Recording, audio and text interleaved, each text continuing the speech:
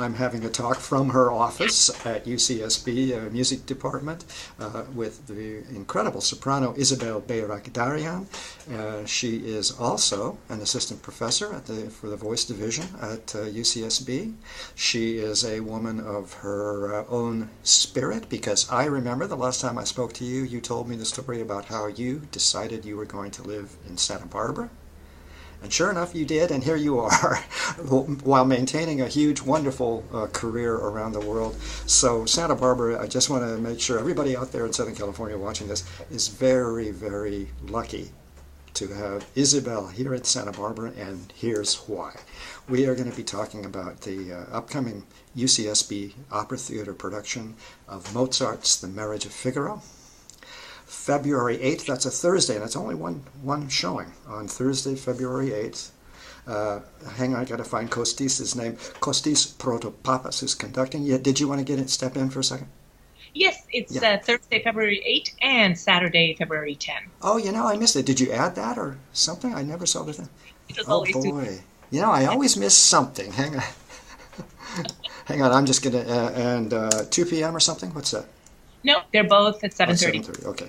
And that's on the 10th. That's Saturday the 10th? Saturday the 10th. Saturday the 10th. Thanks. So that I can get back to it and not miss it second time around. Okay, let's get through this once more. It's not one night only, it's 2 nights. We've got Marriage of Figaro at UCSB Lottie Lehman Concert Hall, staging there. I've seen many productions of the Opera Theatre there. It's wonderful, accommodating little opera house. It works very, very well. The 2 dates for Marriage of Figaro, UCSB Opera Theatre are, here we go, Thursday, February 8th at 7:30 in the evening, and then Saturday, February 10th at 7:30 in the evening. I hope I get that right. Lottie Lehman Concert Hall. Tickets, 5 to 20. I mean, it's nothing. Peanuts. And if you're under 12, get your parents to bring you in, because it's free for anybody under 12, okay? Let me give the phone number, and then we'll get started on this chat. Associated Students Ticket Office in Santa Barbara for all of you in Southern California. By the way, the freeway's open. Hello. It's time to come up, have a meal, have a good time, and see this wonderful production of The Marriage of Figaro. The telephone number for the box office is area code 805 in Santa Barbara, 893-2064. Kostis Protopapas, as I mentioned, who is Artistic and General Director of Opera Santa Barbara, will be conducting. Wonderful conductor. Tenor Benjamin Bracker, he is a professor of voice at UCSB and is also engaged in a full-time operatic career, will be music director. And of course, you are involved in Isabel in staging, and I can see the wicked smile. I hope there's goodies for you to tell me. Let's just take just a minute, and Isabel, would you mind just giving us, all of us in Southern California, just a little quick overview about your life as a professional musician, so we can see just how high the level is at UCSB. No, I don't toot my horn. I'm just going to say that this opera holds a very special place in my heart and in my career.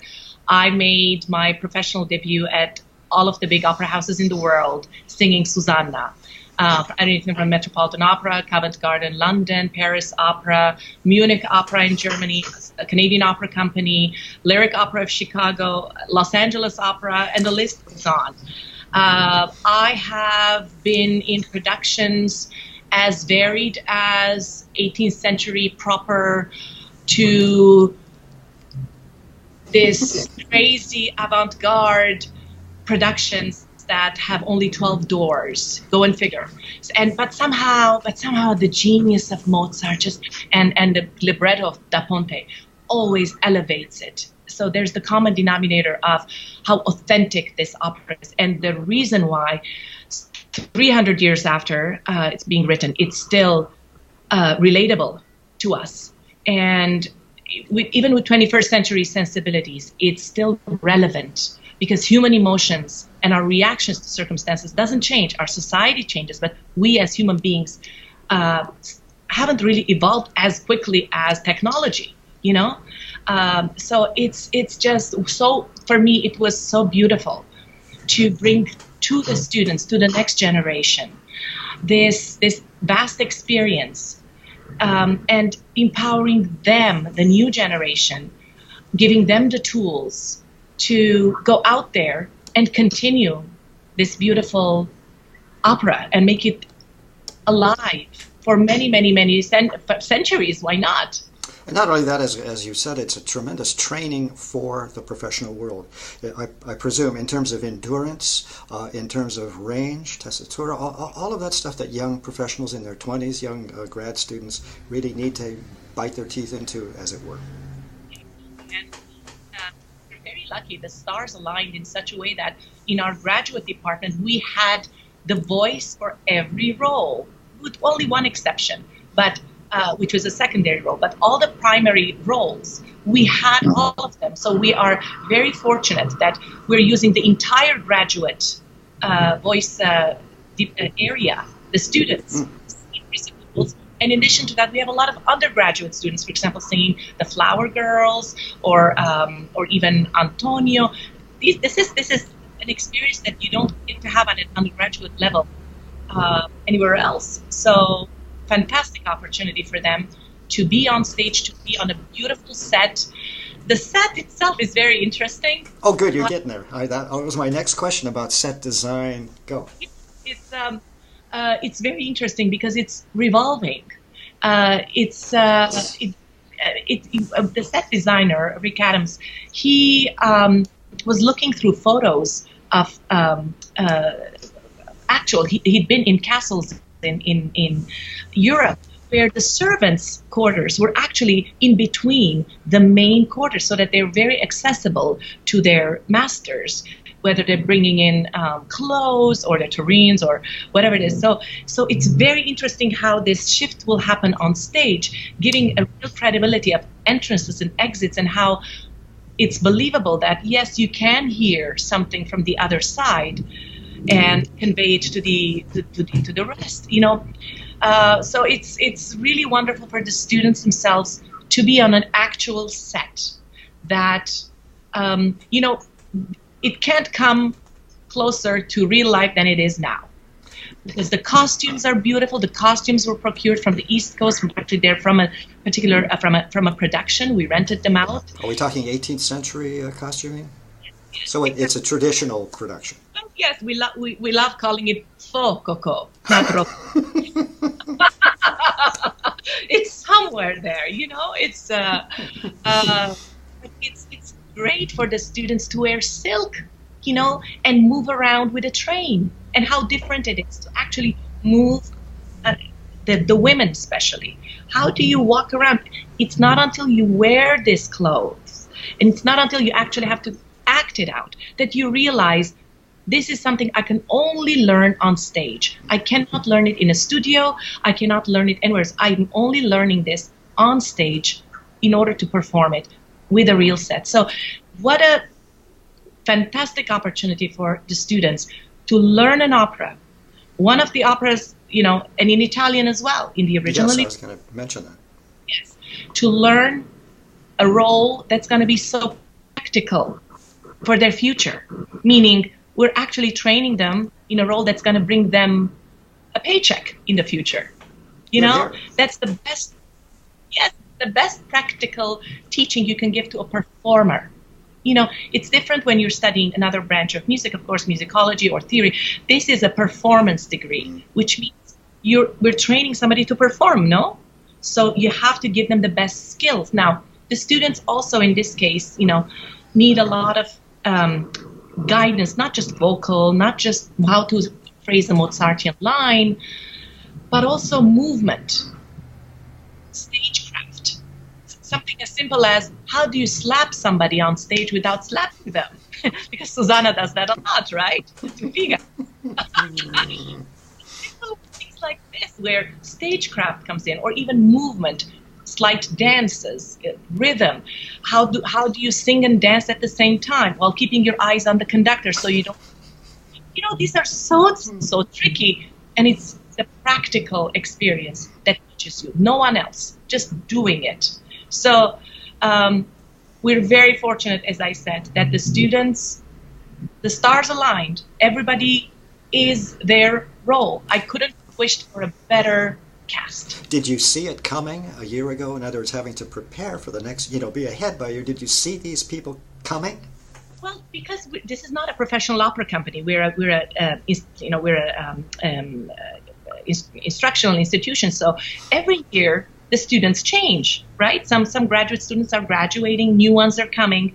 So we can't really make any decisions about future years until we hear who's coming next year, who do we have next year, and then make a decision on what to stage. So everything is so last minute. So, but it's okay. It's okay. By the way, I was in Cuba last summer. All of Cuba is so last minute. So I know, I know from this experience, it's nerve-wracking. Yeah. How about, and by the way, what could be more topical? This opera is all about the wars of the sexes and the wars of the classes. Do you want to touch on that just a little bit? Absolutely. This opera, has a way of melding, blurring the lines between centuries.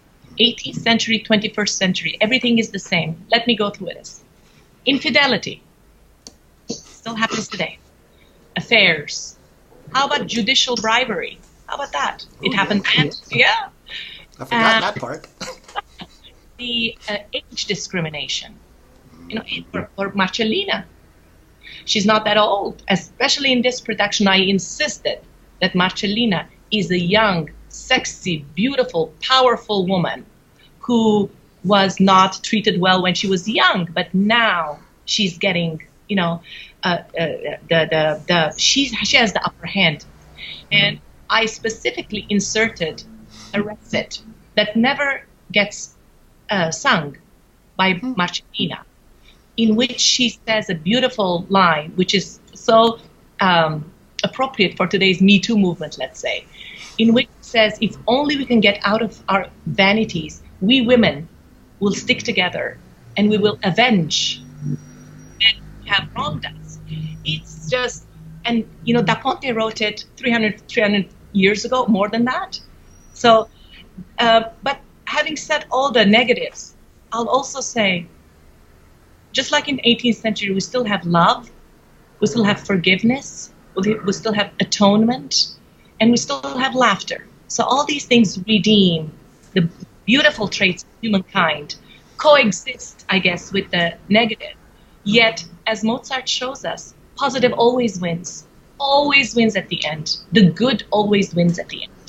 Good grief, I believe we just went through yin and yang and positive, negative, and all kinds of profound and deep things in about 3 minutes. It's marvelous, but it speaks to a masterpiece, the longevity of a masterpiece. Now let's just talk about something else, though, melody.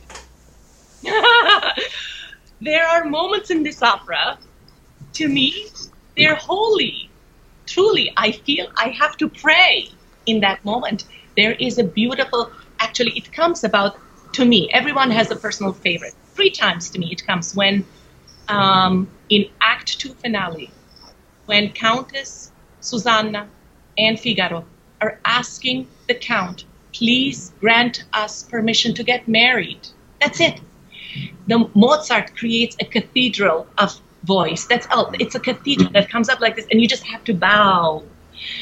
The other one, for me, the special one, is Act 4 finale. That extremely tender moment when the Count realizes he's wronged his wife so much.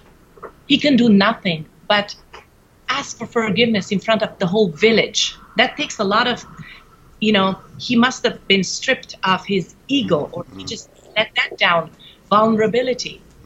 And the answer of Countess to the melody that the Count sings, it's just, as I'm talking about it, I'm getting goosebumps, because harmonically, Mozart creates forgiveness, a sense of love, a sense of all will be well. It's just, and thankfully, I will say, this opera will be less than 3 hours, okay? I know it's usually long. We've done enough cuts. I'm saying this ahead of time.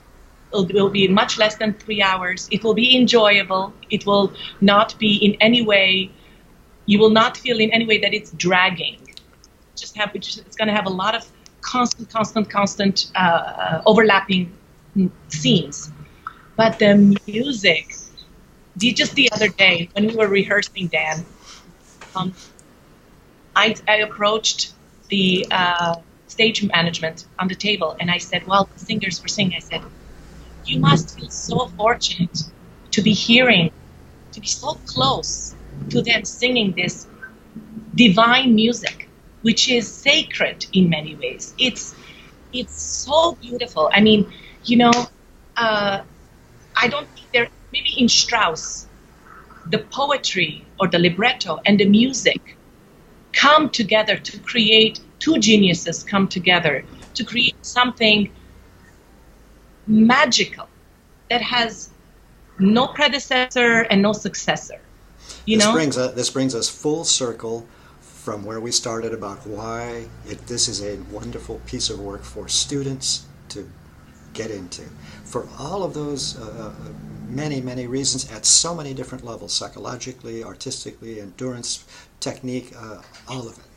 So it's a surpassing masterpiece. It's absolutely brilliant. We're going to have to end here. By the way, can I interview you several hundred more times? I mean, you are without doubt the most articulate person, possibly at least in the greater Santa Barbara region. You make me blush. Isabel Bayrakdarian, what a great pleasure to chat with you again, this time where we actually see each other for once. Let's run down those figures once more. UCSB Opera Theatre, Mozart, Marriage of Figaro, 1786, just so you kind of get an idea. He wasn't, there weren't many more years left, so this is Mozart at the height, really, of his maturity. Marriage of Figaro, sung in Italian with English super titles. 2 performances, Thursday evening, February 8th at 7:30, and Saturday evening, February 10th at 7:30, Lottie Lehman Concert Hall, beautiful venue, like a small little opera house on the UCSB campus. Tickets $5 to $20. I mean, ridiculous. Tickets can be purchased for all of you that are watching this in Southern California. And, I always do the pitch about coming on up, but, if ever there was a time to come up after all of the stuff Santa Barbara's been through and throw some money at a restaurant and have a good time and then catch a wonderful performance. Ticket information, the Associated Students Ticket Office at UCSB. Telephone number is area code 805-893-2064. As you have seen, we have an amazing voice faculty and opera staff at UCSB. It's been I'll never forget A Tender Land. I saw A Tender Land, I think that was the first year that Benjamin Brecker was on staff. I'd been wanting to see that opera since I was like 10. Wonderful. So that's the level that's going on at UCSB, and I'm sure this is going to be an opera buffa, so we're going to have a wonderful time as well, and it's a great work of art. Isabel, many, many thanks for giving me some time. See you. Bye-bye.